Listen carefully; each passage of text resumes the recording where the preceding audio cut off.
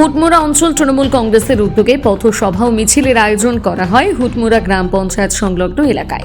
ভারতবর্ষের বিভিন্ন রাজ্যে বাংলার পরিযায়ী শ্রমিক ও বাংলা ভাষার শ্রমিকদের উপর অত্যাচার করছে কেন্দ্রীয় শাসক দল ভারতীয় জনতা পার্টি, তাই তার প্রতিবাদে মিছিল বলে জানা যায়।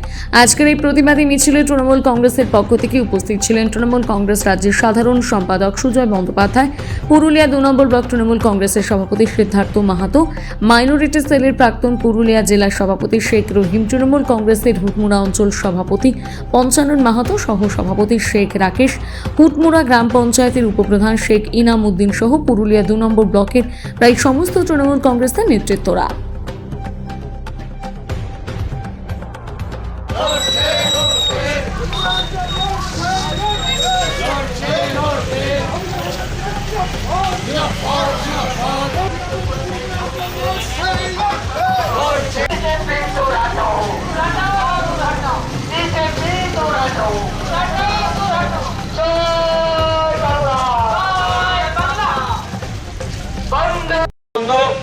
আরেক ষড়যন্ত্রকার কিছুদিন আগে যখন আপনারা দেখেছিলেন, জানি না আমার মনে আছে কিনা আপনাদের, কোভিড চলছিল, এখন আবার নরেন্দ্রনাথ হবার মন যাচ্ছে।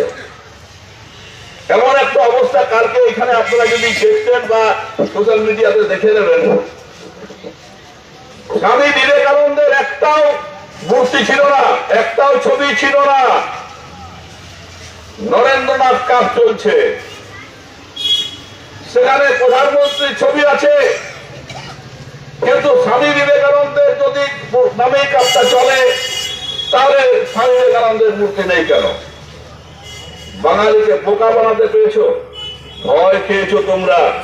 সারা বাংলার মানুষ বাঙালিদের অত্যাচারকে রুখার জন্য জোটবদ্ধ হয়ে লড়াই চালাচ্ছে।